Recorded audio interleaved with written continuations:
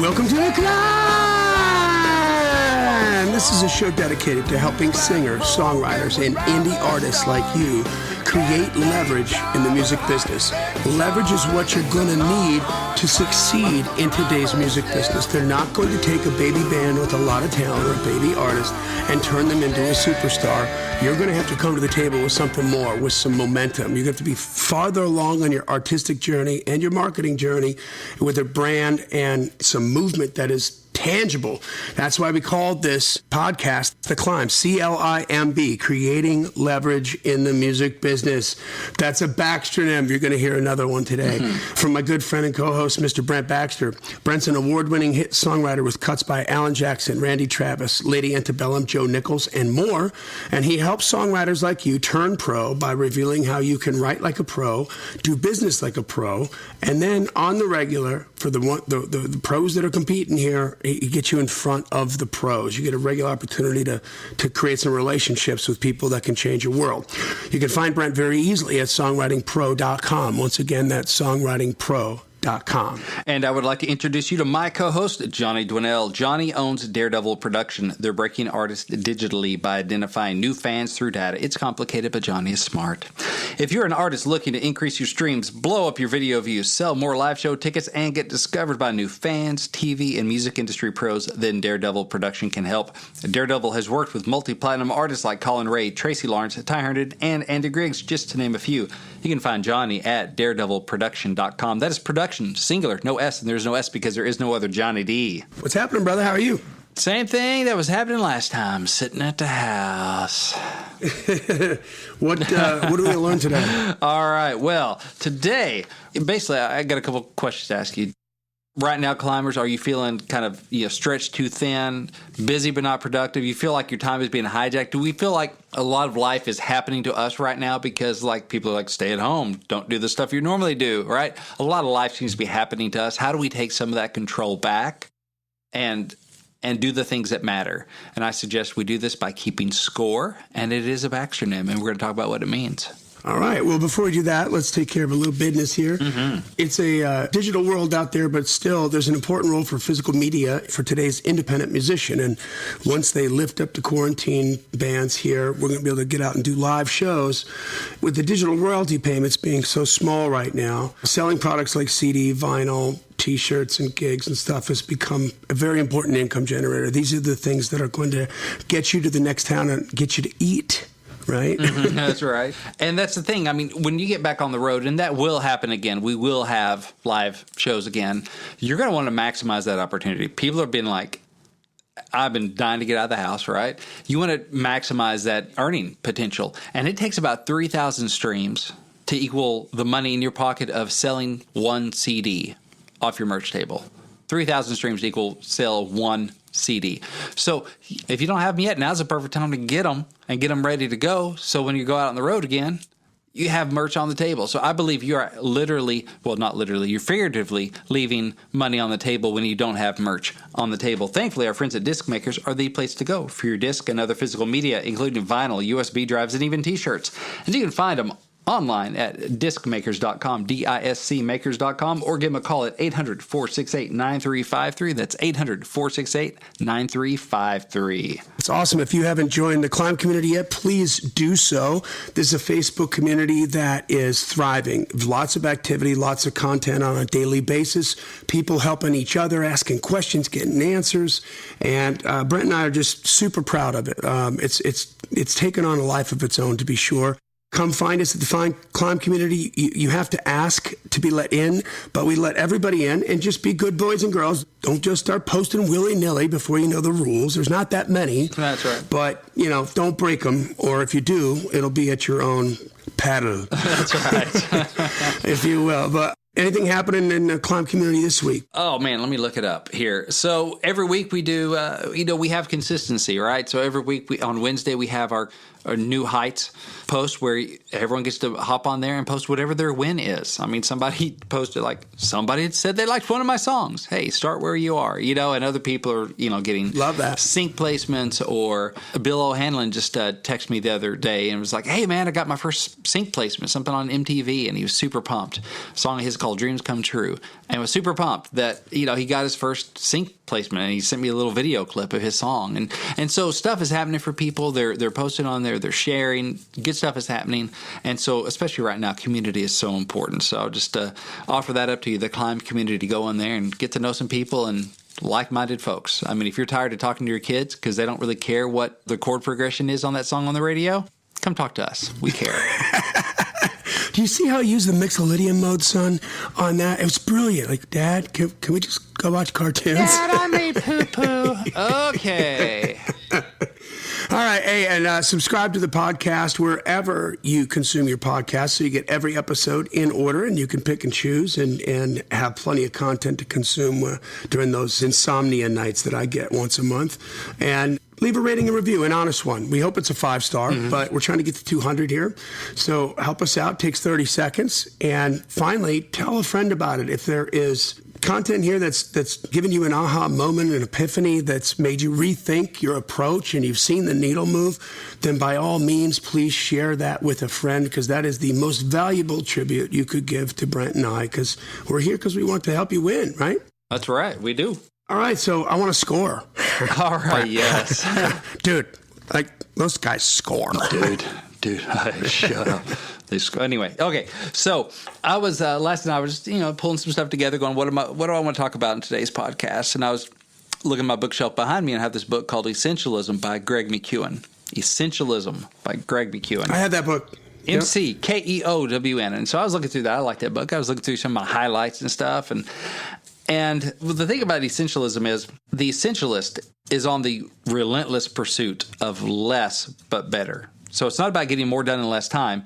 It's about putting first things first and getting the right things done. It's about eliminating the non-essential many and focusing on the essential few tasks that will build your career.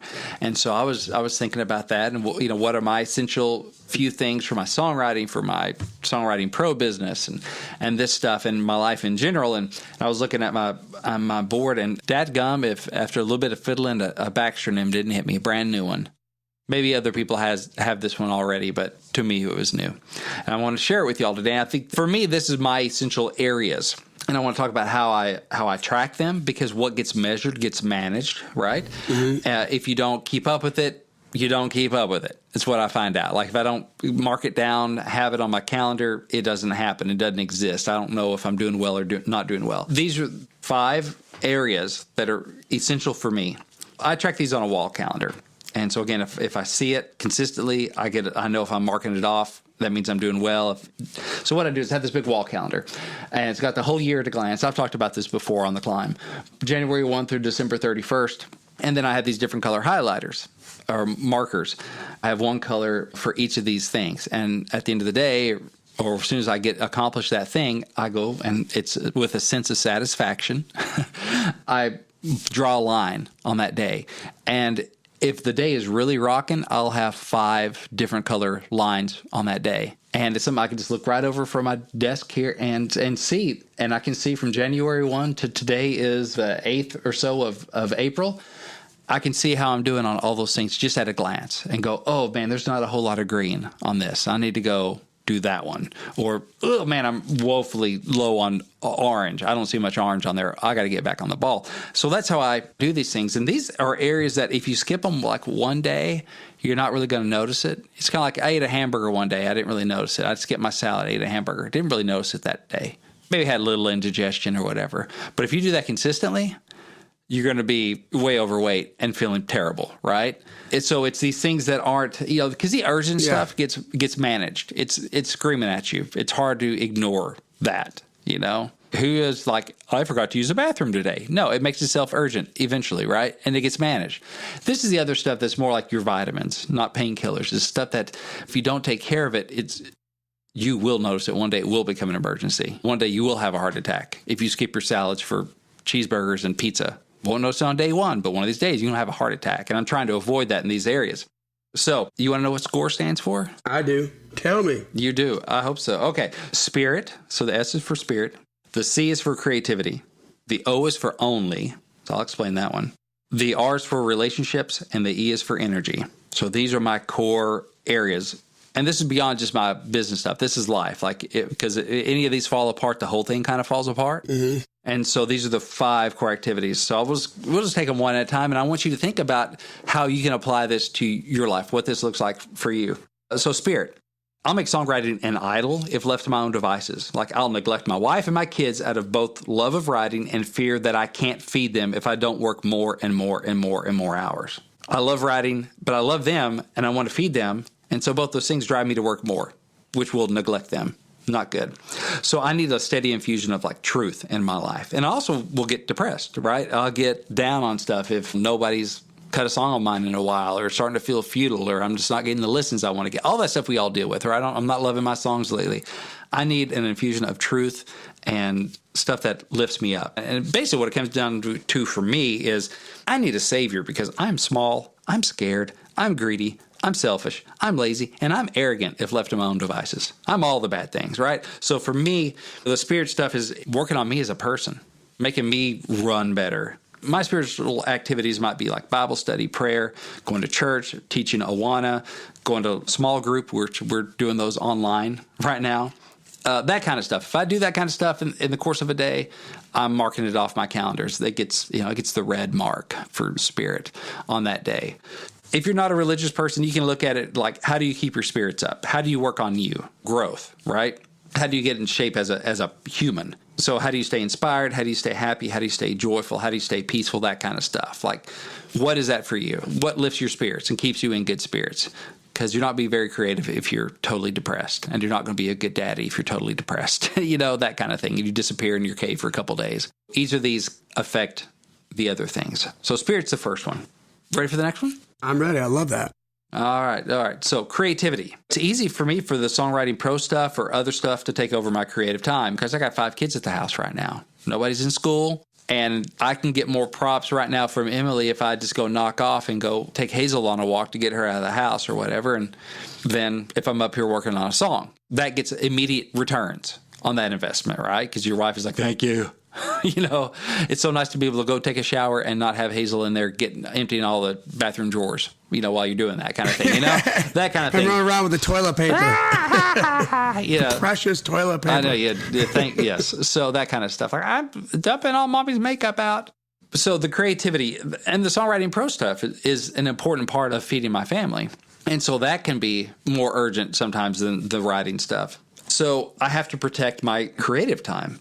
So for me, creative activities include when I do my personal song title challenge. I've been slacking off on that a little bit. I've been just more co-writes, but I hadn't been doing my personal song title challenge because then it only feels like I'm letting myself down, and it's hard to keep myself accountable. Mm-hmm. I've been kind of slacking off for it. And yesterday I was like, I got to do it. I got to go. I pulled it back up because it's hard. If I'd already was way fired up about those titles, I would have written them already. That's why they've been sitting there for 10 years. Yeah. It's because I wasn't super excited about them. So you're kind of starting from a place of not being super inspired.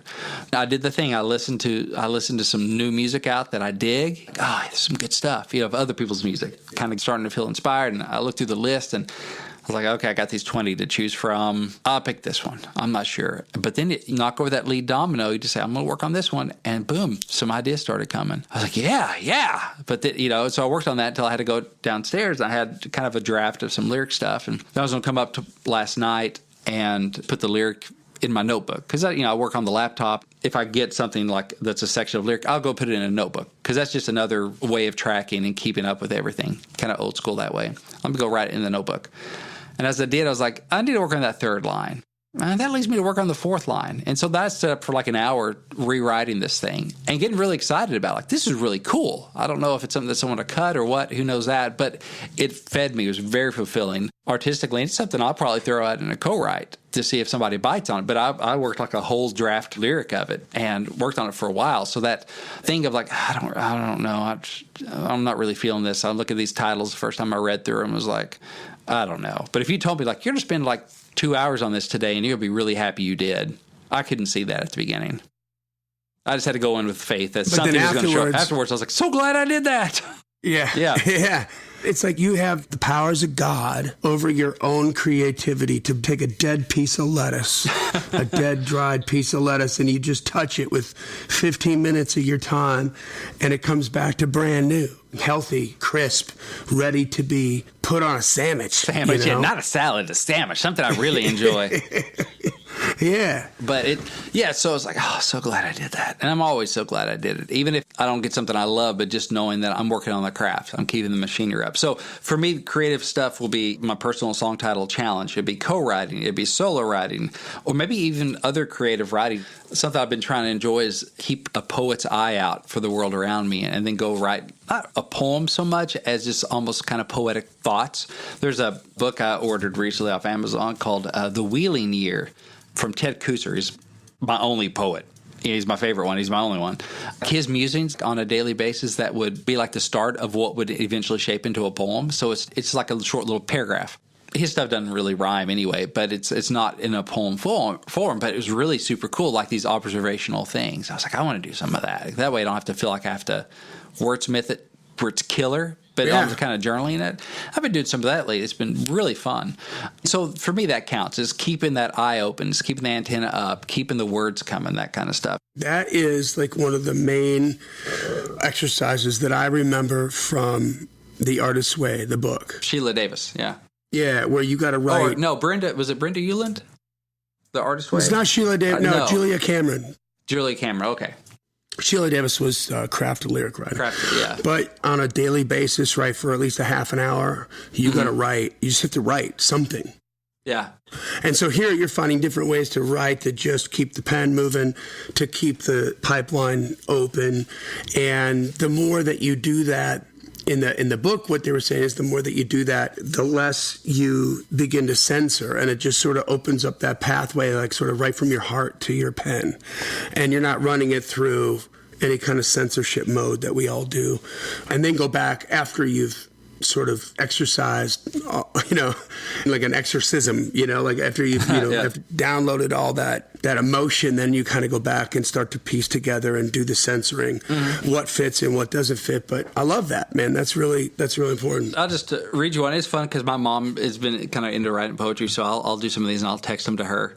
This stuff is maybe not appropriate to ever be a song, but it's still putting words together and finding moments. It's just good for the soul. So this one's called Juicer. I sit before my notebook, carving up chunks of life, the wise apples of lessons learned, the tart grapefruit of what could have been, the sweet oranges of a lover's kiss, and a few red strawberries of imagination.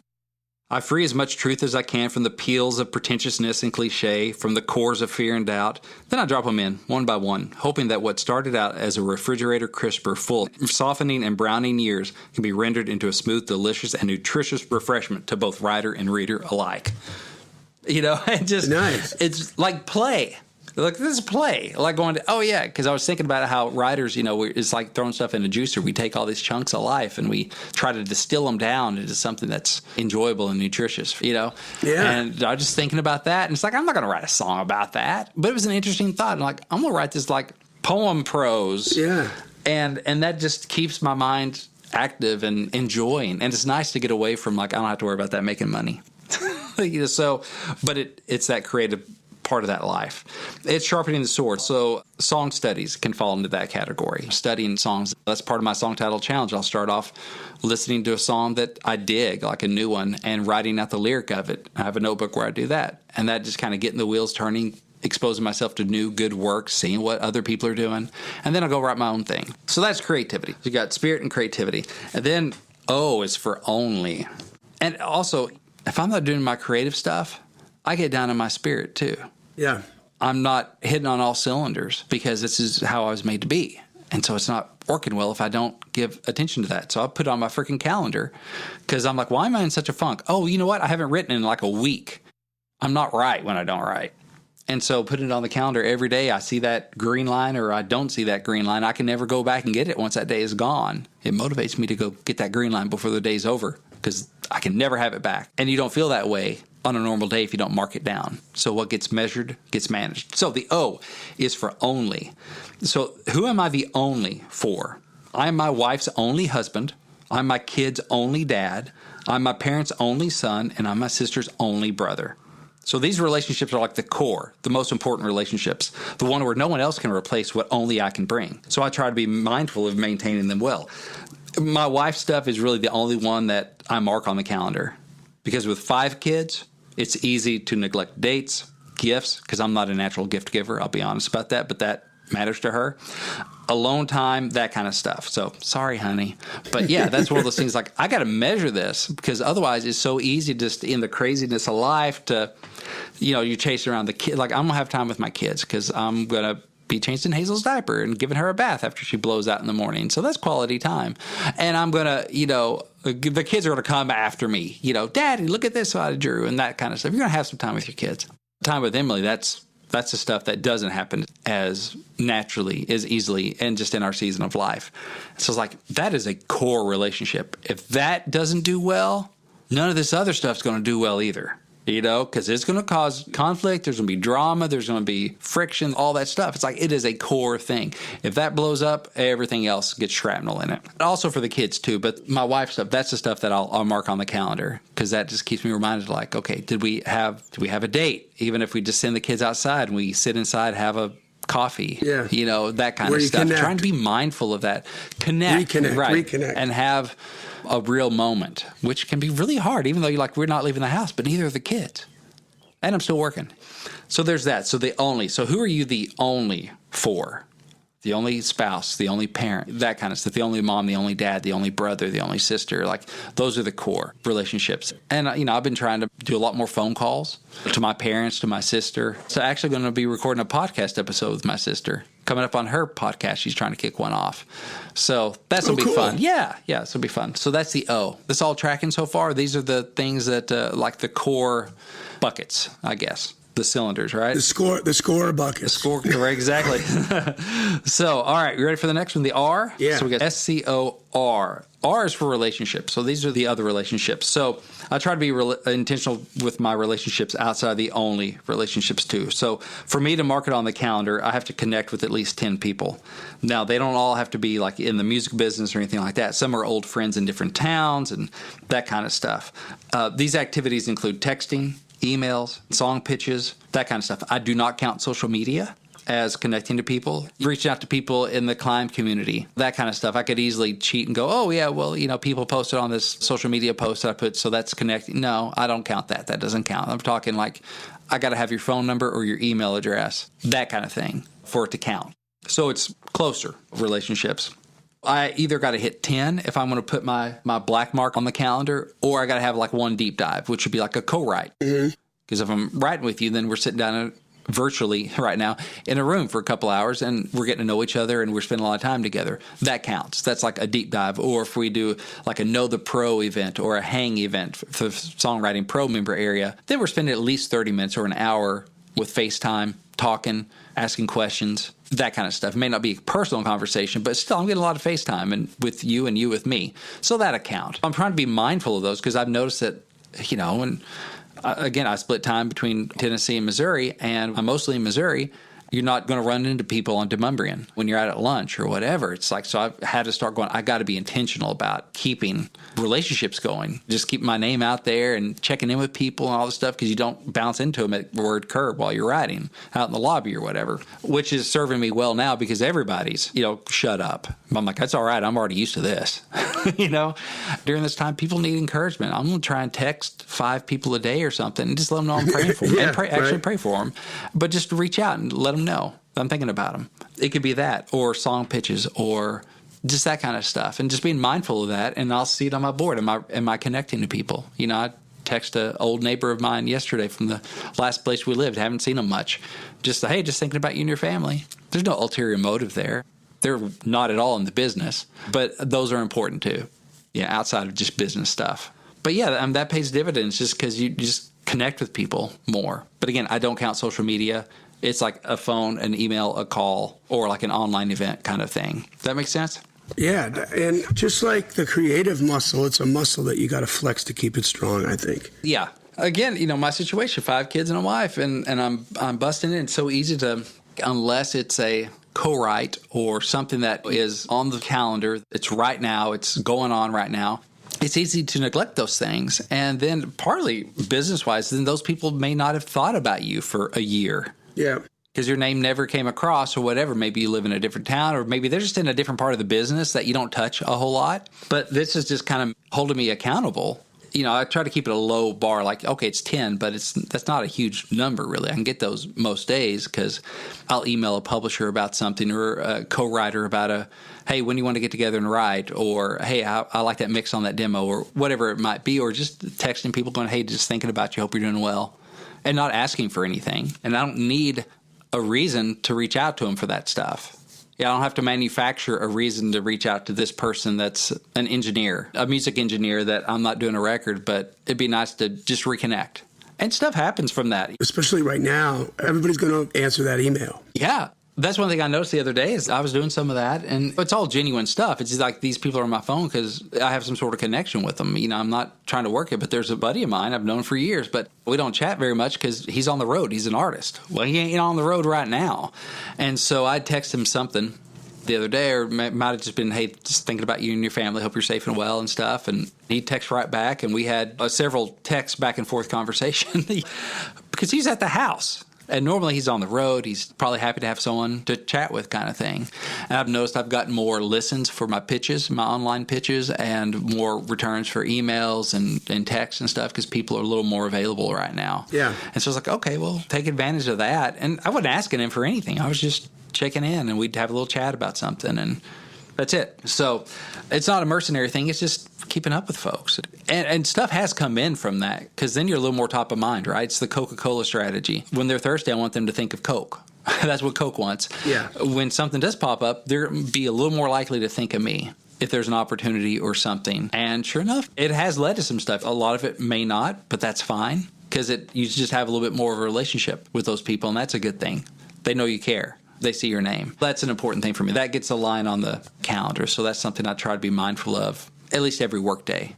Weekends and stuff, I don't track it. And I also have a notebook. I have a little like spiral bound journal that I started keeping in November, and I will write down the name of every person I connect with through that means, through a pitch, through a text, through an email. Like if they're someone that I know. Oh, that's good, because now you're bringing it in another way, so you're going to remember it easier. Yeah, so it's going to be closer to your heart. Yeah, I think it'd just be kind of interesting to look back sometime and go, oh, yeah, man, I can see on this date, I blah, blah, blah, all these names of people. Or it's just another way of being accountable. Writing the name down, making sure I got my 10, and that's how I keep up with whether or not I have my 10, and then I go put the mark on the board. Yeah. So it's just what gets measured gets managed. If you track it, if you mark it on the calendar, and that calendar means a lot more to me because it's on my wall, and I see it every day. Yep. I can't forget about it. I look at it every time I walk out my door, and I look at it every time I look left in my office. And once a day is gone, I can't mark on that day. If I didn't do it, I can never go back and get it. And it's going to tick me off every time I look at that calendar. But it's encouraging me to do something that's good for me and good for those around me. It's going to be a catalyst for consistency. Yes, exactly. And the things you need to be consistent about. Exactly. Because, again, you may not notice it on day one. But if I go a year without reaching out to these people, I may not know what's wrong, but something will be wrong. Like it does affect these other things. The relationships I've had, co-write opportunities come from that, or just other things that have come from it that wasn't the expectation, or like, oh, maybe if I work it, then this thing will happen and they'll invite me in on this thing. No, you don't know that, but that stuff probably wouldn't have happened if I hadn't stayed somewhat in contact and at least been relevant for the past 7-8 months or whatever. Mm-hmm. So it does come back around, which works with my creativity, right? Because it may give me more opportunities for co-writes, for pitches, that kind of stuff. So there's help for that. But also spirit, just keep it in touch with people. It's like, makes you feel good. And they're loose ties, a lot of them. Again, they're not the only relationships that I'm the only for. But it also helps you feel more connected, especially if you're outside of town. If you don't see those people all day, every day, it helps you feel a little bit more connected, mm-hmm. which is good for my spirit too. Yeah. So I love that. So that's relationships. So we got one more. So we got SCORE. What's the E? Energy. Going back to essentialism, they talk about the best asset we have for making a contribution to the world, because essentialism is basically making your highest contribution, right? How do we do that? You do it by eliminating the unimportant many and focusing on the important few things. So the best asset we have for making a contribution to the world is ourselves. So we have to take care of ourselves. So that's why I call it energy. So it has to do with sleep, hydration, the food I put in my body, exercise, all that stuff. It gives me energy to be my best, for my brain to work. So I hopefully don't have brain fog. So you know how that thing, like you get probably after your nights of insomnia, Johnny, you said you have a monthly night of insomnia. Yep. If you're like me, if I have a night where I don't sleep well, what is my diet like the next day? What kind of stuff do I eat? I eat the crappiest junk food I can get my hands on. Like if I don't sleep well, I want to eat crap all day long. I want to eat junk food. Is there a cookie in the house? I never noticed that. I think I probably do that too. Yeah. I think it's natural. I've heard that part of it is you get sugary foods and you kind of crave that because your body wants you to sugar crash or you go get some sleep. Oh. I've heard that is your body trying to trick you into going to sleep. You did not sleep well. You need to go get some sleep. Hey, I really want some donuts. And that's going to sugar high and then crash and you're going to fall asleep. Oh, that's funny. Right? Yeah. So I don't know if that's true or not, but it makes sense. You're like, why do I want so much junk food? Crap food when I don't. It's weird when I don't sleep well, when I'm tired. So my body's reacting in a not healthy way. So sleep, I think, it's like an all-natural brain upgrade. One of the most common ways, and this is from Essentialism, one of the most common ways that people, especially ambitious, successful people, damage their asset, which is them, is through lack of sleep. Wow, yeah. And so, again, I want to eat crap. My brain's foggy. I'm just not my best self, right? I'm less likely to go exercise, and I'd spend more time kind of staring off into space at the desk than I do being engaged. Sleep is a big part of it. So I've got a sleep mask. I need to get a new one because I finally wore it out just by tossing and turning with it. But got a sleep mask because my wife likes to have some lights on in the house because she's scared of life. So we have lamps on and stuff. I'm like, well, I've been listening to you sleep better. You sleep better in darkness. So let me try this goofy little mask on. And I think it helps, especially first thing in the morning when the sun starts coming up. There's that. I'm trying to be more mindful of that kind of stuff, of what affects your sleep and trying to get the most out of it. And there's so many resources on that stuff. I mean, they talk about stuff like kind of like the blue blocker, the blue light that comes from your screens, your phone, your TV, whatever. Your mind sees that as daylight. There's a blue light in that light that says, oh, it's daytime, it's not nighttime yet. Well, there are apps and different things you can do that put a kind of a blue blocker on it. It filters that light out so your brain can start going, oh, it's not nighttime, it's not daytime anymore, it's nighttime, it's time to get ready for bed. So you can be on sleep schedules and still work. You can, your brain can be like, okay, you can get ready to go, and you'll go to sleep easier. Because it's not like, oh, the sun just fell out of the sky, and I'm supposed to go to sleep. I thought it was just daylight a second ago. Your brain's more ready to go and like, yeah, it's nighttime. Okay, let's start winding down. Seeing people recommend no screens for like an hour before bed, that kind of stuff. And make sure that you don't just hang out in bed to watch Netflix on your phone and stuff. Yeah. Because then your body doesn't know what you're in bed for. Am I here watching TV with the blue light coming in, or am I here to go to sleep, or what? Sleep, the bed is for a certain number of things, Johnny. That's right. And you can cue yourself up to what those are, so your body is ready to do whatever those things are when you hit it. It goes, oh, it's time for this or that. And so that's part of it. Yeah, I don't have a TV. I don't have a TV in my room for that reason. You go in there and go to sleep. Otherwise, I'll frickin' have insomnia all the time. And Emily has a habit of, she's like done with the kids by the end of the day. She's like, I'm retreating to my little cave, which is our bedroom. And she'll get in bed. Poppy, our little dog, curls up with her. And then she pops in the earbuds and she's watching Netflix or Hulu or whatever. That's her chill time at night. The thing is, she doesn't sleep great. I'm like, well, you're watching the screen right up until bed. You've been in bed already for like 2 hours watching this stuff, and you're just kind of confusing your body. Yeah. And she has mom super hearing, so she hears everything, and she has lamps on the other room, so it's not completely dark in there, and it's just stuff. And just trying to be mindful about, like, how can I? And also, it's like they say that late night snack, if you do more protein instead of carbs, because then like you get the sugar rush, and then with that sugar trough. And oftentimes that'll wake you up, like it messes with your sleep. So it's like bacon before bed. If you want a snack, get something more protein. Oh, yeah. It burns more evenly. It doesn't have the ups and downs. And so it's less likely to mess with your sleep, kind of wake you up. So there's all this research on that stuff, and I'm no expert. But the big point is, think about it. Think about how can I get better sleep?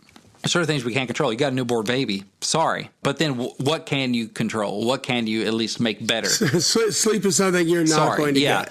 But what can you do to maximize the sleep that you do get, to make little changes that can... Because, man, I mean, we all do brain work. When you're a creative, it's brain work. You need your brain to be as clear as possible. So sleep, hydration. A lot of us are dehydrated and don't even know it. I struggle with drinking enough water. I just don't drink a lot of anything. I'll have coffee and water, and I'm pretty much down to those two things for the most part is all I drink. But staying hydrated enough because that helps with brain fog, headaches, that kind of stuff. I've heard it said that the glass of water you take with your aspirin is usually what heals your headache, not even the aspirin. Your body was like, thank you, I just need some freaking water. Yeah, I know this, when you feel thirsty, when your body triggers that you're thirsty, you're actually already like 20% dehydrated. It's not an early warning system, it's a late warning system. Yeah. So I'm trying to be mindful of that. The more water you drink, the smarter you are. Seriously, yeah. So, I mean, I bring a big water up here and I have it on the desk. So it's available. It's right there. It's right in front of me. I'm trying to do habit stacking where if I take a sip of coffee, then I have to chase it with water. There you go. Because I'm going to get to my coffee. Well, how do I cue myself to drink the water, too? Because every time I take a sip of coffee, I got to drink a sip of water, which probably help the coffee not stain my teeth so much. But anyway, that's another thing. That's just why I chase it with water instead of prefacing it with water. Exercise. Get exercise because that helps your brain work. It helps with your spirit, too. I mean, just as far as like your mood, the endorphins, get your body moving. It's easy to sit at a desk all day if you're writing or playing guitar or whatever. It's easy to do that, but try to get out and move because that's a mood improver. It also just, our brains are made to move. Your brain works better when you move. It's interesting. There are so many people in my neighborhood that are out walking every day because of the COVID thing. Yeah. Mm-hmm. I never saw more people exercising. Yeah. Right? Maybe it's because they all went to the gym or something and I wasn't aware of it. But some people don't look like they've ever been to a gym. Right. And they're walking, so that's a good thing. They're just that desperate to get out of the house. Yeah. Yeah. Mm-hmm. And it's just good for you. It's good for your brain. It's good for your energy levels. I mean, I was at a good routine for a while, taking the kids to school. And then right after that, I had to go hit the Y for a while. It was just part of my morning routine. And I'd be back at the house by a little after 8 or 8:30 at the latest and grab my coffee, my water, head up and get after it. And you've already feel like you've accomplished something for the day. So you already have good forward momentum on your day. So those are big things because we need energy for what we do. Yep. I mean, if we're just dragging, we can work for 10 hours. And if you're dragging, you're not going to get as much done as you get done in 4 hours of good, energized, focused work. And all this stuff helps you focus. There was that Abraham Lincoln quote, like if you gave me 7 hours to chop down a tree, I'd spend 6 of them sharpening my axe. Yeah. That kind of thing. It's like, so I'm going to get a whole lot done in that hour. And that's kind of what these things are. It's sharpening your axe. And you can get a whole lot more done with a sharp axe in less time. It'll be a whole lot easier than fighting through. I'm going to stay up all night. I'm going to stay up really late and work on this stuff so I get more stuff done. But you're not nearly as effective in the time that you are. And you need ideas to come to you. You can't force all that stuff. I did a Know the Pro event with Jimmy Yeary. So if you're a Songwriting Pro subscriber, you can check it out in the members area. It's from a little while back now, but he was talking about how it's part of his process. He runs. He watches what he eats. All this stuff. He goes, I'm probably going to live longer because of my job as a songwriter because I need my brain to be in tip-top shape. Yeah, because he's so fanatical about keeping it that way. Yeah, so I got to keep my body in good shape because my brain is part of my body. It's not disconnected. It is all connected. And all these cylinders, talking about running on 5 cylinders here, are all connected. If my energy, if my health goes, well, then I'm going to get down in my spirit. I'm not going to be as creative because I'm going to have that brain fog. I'm going to be grumpier. My wife and I've talked about, well, like when she gets on the sugar, it affects her moods. Like she could tell. When she's been eating bad, it makes her grouchy. Yeah. And when she's grouchy, she wants to eat bad. But when she eats bad, it really affects her moods, more so than it does me. Noticeably more. We've had conversations like, I've been 3 days without sugar and I'm out of my depression now. Or I was in a funk for a couple days. I got off sugar for a couple days and boy, I'm in a much better mood. I'm in a much better place. All this stuff is connected. I'm keeping score on this one from Amazon or something, this big wall calendar, the one I had before I bought at Staples. There wasn't a Staples around the house here, so I ordered one. And it's paid dividends. It was like $20 or whatever. And a couple markers, colored markers. That has been such a good investment for me to keep score, to be mindful of these things that if any one of them falls apart, it affects my whole life. And I'm just running better as a person, as a business person, as a songwriter, as a creative, as a husband, as all that stuff by keeping score. So I just hope you guys will too. Make sense? Makes sense, dude. I love it. So again, score, SCORE, spirit, creativity, only, relationships, and energy.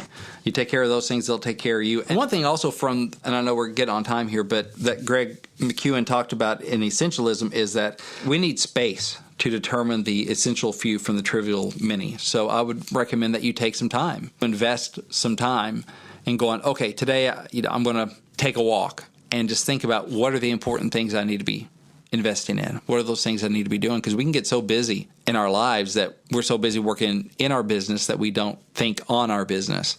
And we forget, we just head down and working, and then we figure out, oh, I've been working in the wrong direction. I've been doing things that aren't productive or aren't the best things. So take some time, take a walk, take an afternoon, take a little personal retreat, whatever you have to do, and think about these things and think, how am I approaching my business? What do I need to change up? Where am I seeing returns? Where do I need to invest? Where am I not seeing returns and I need to divest? All that stuff. So I would encourage you to take some time, because it normally doesn't barge in and hit you. Got to give us some margin to think about this stuff. The other thing is, I'd like to help you score.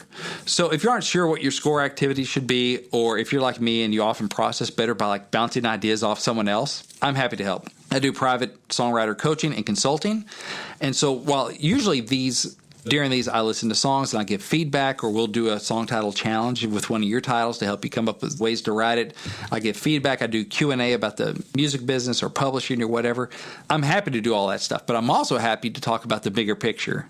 Like, how do you live a creative life and balance that with a life that works for you? I'll be your huckleberry. I'll be happy to talk about that stuff, and all that's confidential. We just keep it between us, but it doesn't have to be all just like I have these songs, I'm not sure what's wrong in the second verse. That's awesome. Love doing that. But if you also just need to talk about, like, how do I build a life here that kind of points toward my dreams, let's talk about that too. And just like Johnny, I'm offering a 33% discount. So if you go to songwritingpro.com/coaching, you can see the details, you can get my calendar, and you can book an appointment. And the discount code is COVID-19 sucks. COVID-19, the number 19 sucks. And so that'll get you 33%. So it saves you $50 on an hour coaching session, saves you some on a song feedback. So it applies to both those things, either an online session or phone session or song feedback email session. And that's at songwritingpro.com/coaching. I love it, guys. All right, well, that brings us to the end of another Killer Climb episode. Make sure you subscribe to the podcast, join the Climb community, leave a rating and review. Honest, we hope it's 5 stars, and tell a friend about it. This podcast exists because we want you to win, y'all. So keep on climbing. And we'll see you at the top. That's the only place we can see you, because we can't go out and see you anywhere else.